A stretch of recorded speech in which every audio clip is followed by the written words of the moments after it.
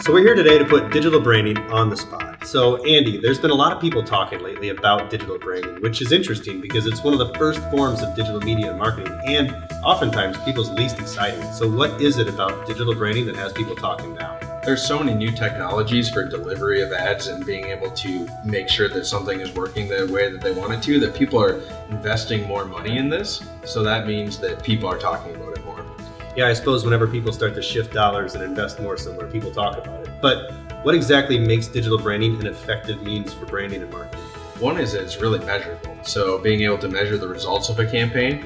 Another thing is that people are spending a lot of time with their devices. The average person spends about 4.5 hours right now with their mobile device, which I definitely put myself in that bucket. And the amount of money that is spent on mobile display in 2016 is supposed to increase by about 40%.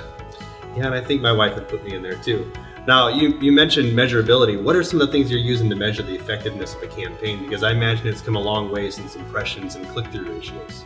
Yeah, being able to measure through, say, Google Analytics and measure engagement on a site. Also being able to measure what the effects of a display campaign is having on organic and direct traffic to a website as well. It's not just measuring the amount of clicks or the click-through rate that's happening.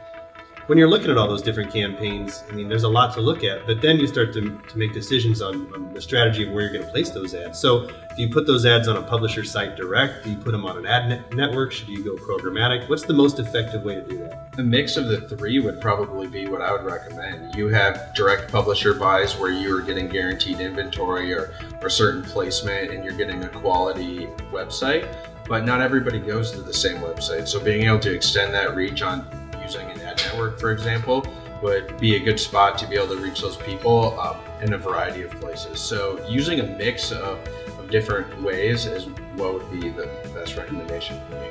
So if you had one thing to tell people, what is the most important thing you need to tell people about digital branding? If you develop a really good targeting strategy, you need to also establish a really good creative strategy because they work hand in hand. And if you don't have one, the other one is not going to work as effectively.